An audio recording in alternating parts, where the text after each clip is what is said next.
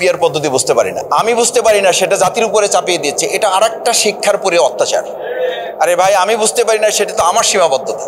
আমরা স্থানীয় সরকার নির্বাচনের কথা বলি, কেউ কেউ মনে করেন যে এই স্থানীয় সরকার নির্বাচন বলার মধ্য দিয়ে আমরা নাকি নির্বাচনকে প্রলম্বিত করার একটা ষড়যন্ত্র কেউ কেউ এর মধ্যে দেখেন বা গন্ধ এর মধ্যে খোঁজেন। আমি সেটা কেন বুঝবো, আমি কেন বলবো? আমি এখানের সেমিনার সম্পর্কে, আলোচনা সভা সম্পর্কে যদি আমার জানা না থাকে, আমি যদি বলি যে এটা এখানকার লোকেরা আসলে জানে না, সুতরাং এই ব্যাপারটা আমাদের আলোচনা করার দরকার নেই।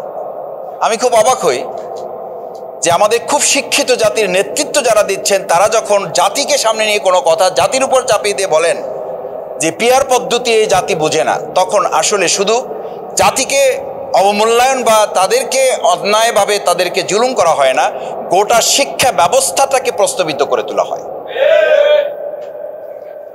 এই স্থানীয় সরকার নির্বাচন না চেয়ে আপনি যে আবার আমাদের সমস্ত নাগরিক সুবিধাগুলো বন্ধ করে রাখার এক বোকার স্বর্গে বাস করছেন, এ কারণে গোটা জনগণের একটা বড় অংশ বলছে প্রলম্বিত করার পরিবর্তে কেউ টেনে হিসেবে নির্বাচনকে ত্বরান্বিত করার ষড়যন্ত্র করছেন। আপনি এখন, আমি প্রায় বলি, এখানে বাদ দেন, যদি এখানে মনে করেন এখানে মোটিভেটেড কিছু লোক আছে, এখানে ইন্টেনশনেড কিছু লোক আছে, চলেন রাস্তায় বেরোন। এটার জন্য কোনো বড় গবেষণার দরকার নেই, এটার জন্য গণভোটও লাগবে না।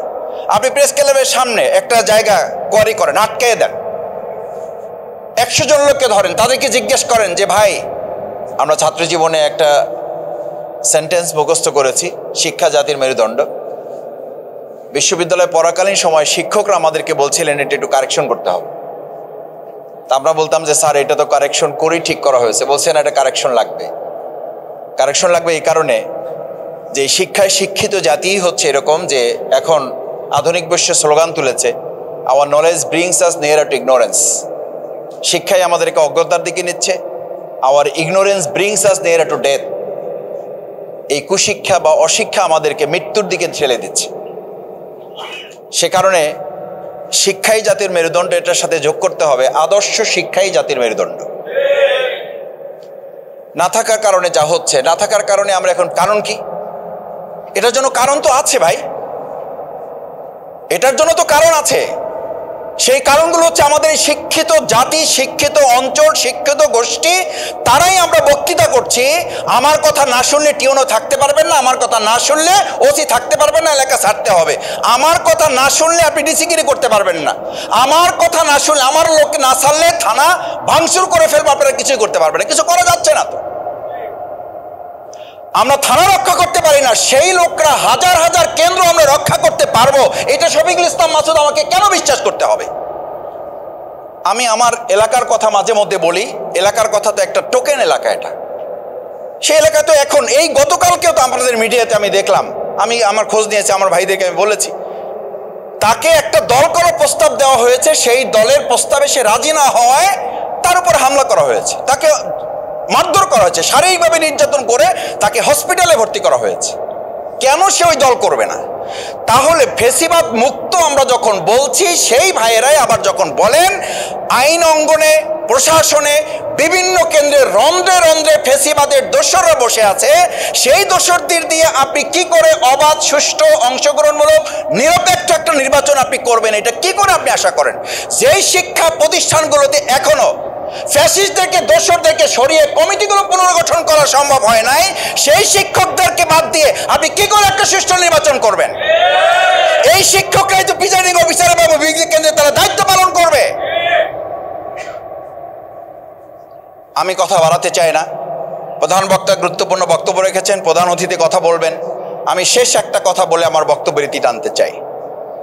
সম্মানিত সুধীমণ্ডলী, শিক্ষকবৃন্দ, সাংবাদিক ভাইয়েরা, আদর্শ শিক্ষক ফেডারেশনের মূল লক্ষ্য হচ্ছে, আমরা আমাদের মাননীয় শিক্ষা উপদেষ্টা মহোদয়ের সাথে কেন্দ্রীয় সভাপতি, আজকের প্রধান অতিথি অধ্যাপক মুজিবুর রহমান সাহেবের নেতৃত্বে আমরা একটা টিম গিয়ে দেখা করে তাকে বলেছি, আমাদের কথাগুলো তাকে জানিয়েছি। সেই কথাগুলোর মধ্যে একটা উল্লেখযোগ্য কথা ছিল, আমাদের সম্মানিত শিক্ষকবৃন্দ যারা বিভিন্নভাবে এখনো নিগৃহীত, শিক্ষকদেরকে রাস্তায় বসিয়ে রেখে আমরা চেয়ারে বসিয়ে থাকি, এটা একটা জাতির উন্নতির কোনো চিত্র হতে পারে না। শিক্ষকদেরকে দিনের পর দিন রাস্তায় ঘুরিয়ে আমরা এসির মধ্যে বসে সিদ্ধান্ত গ্রহণ করে দেশ চালাবো, এটার জন্য আমাদের ভাইয়েরা বোনেরা আমাদের শিক্ষকেরা এই প্রেস ক্লাবের সামনে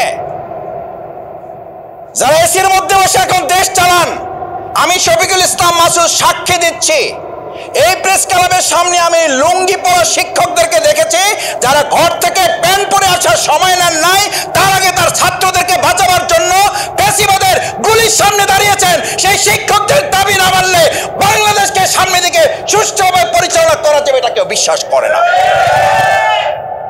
আসুন সেই শিক্ষকদের দাবি আদায়ে আমরা বর্তমান অন্তর্বর্তীকালীন সরকারকে অনুরোধ করব, আহ্বান করব, এরপরে যদি না হয় তাহলে তাদের আন্দোলনের সাথে আমরা একাত্মতা ঘোষণা করে রাজপথে নামা ছাড়া তো আমাদের আর কোনো পথ থাকবে না। তার আগে শিক্ষকদের যে ন্যূনতম দাবিগুলো আছে সেই দাবিগুলো মেনে নেওয়ার জন্য তার আহ্বান জানিয়ে আমার কথা শেষ করছি। আসসালামু আলাইকুম রহমতুল্লাহ। জুলাই অভ্যুত্থানে যে অবদান, সেই অবদানকে স্মরণ করার জন্য এবং তাদের ত্যাগ এবং কুরবানির বিনিময়ে বাংলাদেশকে একটি সুন্দর দেশে পরিণত করার জন্য সম্মানিত সভাপতি, বিশিষ্ট শিক্ষাবিদ, সাবেক ভাইস চ্যান্সেলর জনাব ডক্টর কুরবান আলী, আজকের এই সমাবেশে উপস্থিত আছেন বিভিন্ন বিশ্ববিদ্যালয়ের শিক্ষকবৃন্দ এবং একেবারে কেজি স্কুল থেকে শুরু করে বিশ্ববিদ্যালয় পর্যন্ত, ইবতেদায়ী মাদ্রাসা থেকে শুরু করে কামেল মাদ্রাসা পর্যন্ত সকল স্তরের শ্রদ্ধেয় শিক্ষক মণ্ডলী, সম্মানিত সাংবাদিক বন্ধুগণ, আমার একান্ত প্রিয় ভাইয়েরা, আসসালামু আলাইকুম ওয়া রাহমাতুল্লাহি ওয়া বারাকাতুহু। ইতিপূর্বে আমাদের বিভিন্ন বক্তারা বক্তব্য রেখেছেন, আমার মনে হয় কথা সবগুলো এসে গেছে। এটাকে আমি ধারণ করে আমার বক্তব্য সংক্ষেপ করতে চাই। আজান হয়ে গেছে, আমরা জামাতে নামাজ পড়ার জন্য সবাই উদ্গ্রীব, এটাকে ব্যাহত হতে দেওয়া যায় না। সেই জন্য আমি খুব সংক্ষেপে বলতে চাই। প্রিয় ভাইয়েরা, আজকে আমরা এখানে দাঁড়িয়ে কথা বলছি, এই কথাটা এজন্যই বলছি যে একটা জাতির শিক্ষা ব্যবস্থা যদি ভালো হয় তাহলে ভালো লোক সেখানে তৈরি হয়, শিক্ষা ব্যবস্থা যদি ভালো না হয় তাহলে সেখানে ভালো লোক তৈরি হয় না। বিগত ফ্যাসিবাদ সরকারের মধ্যে যারা ছিল তারাও কিন্তু লেখাপড়া শিখেছে, লেখাপড়া শিক্ষা করে কি করেছে আপনারা জানেন যে একটা পিওনের বেতন এক মাসে কত ছিল? 400 কোটি টাকা। চিন্তা করেছেন? এই টাকা তো জনগণের। এই পিওনটাকে সেখানে কর্মরত রেখে যার অফিসে সেই পিওন চাকরি করেছে তাকে এই অপরাধ করার সুযোগ দিয়েছে। পিওনের অপরাধ নয়, যে তাকে অপরাধ করার সুযোগ দিয়েছে সেই সবচেয়ে বড় ক্রিমিনাল। সেজন্য বাংলাদেশে এখন যে পর্যায়টা চলা উচিত ছিল সেটা হলো অপরাধীদের বিচার এক নম্বরে হওয়া দরকার ছিল। সেই বিচার এখনো দৃশ্যমান হয় নাই। বিচার শুরু হয়েছে বলছেন, আমি বলি শুধু বিচার শুরু হলে চলবে না। নির্বাচনের আগে বড় বড় ক্রিমিনাল যারা এই দেশের টাকাকে বিদেশে পাচার করেছে, যারা মানুষকে হত্যা করেছে, খুন করেছে, গুম করেছে, গোটা জাতির সাথে বিশ্বাসঘাতকতা করে বাংলাদেশের স্বাধীনতা প্রতিবেশীর হাতে তুলে দিয়েছে, তাদের আগে বিচার করা দরকার ছিল। কিন্তু অনেকে আছে এই বিচারের দিকে খেয়াল নাই। তারা চায় যে যেমন তেমন করে নির্বাচন হয়ে তারা ক্ষমতায় যেতে পারলেই হয়। আমরা একজন ফ্যাসিস্ট সরকারকে বিদায় করেছি, নির্বাচনের মাধ্যমে অন্যায়ভাবে আর একটা ফ্যাসিস্ট সরকার বাংলাদেশে আসুক, জনগণ এটা হতে দেবে না। আমরা নির্বাচন ব্যবস্থাকে সুন্দর করার জন্য বলেছিলাম যে আগে সংস্কার হোক, আগে বিচার হোক।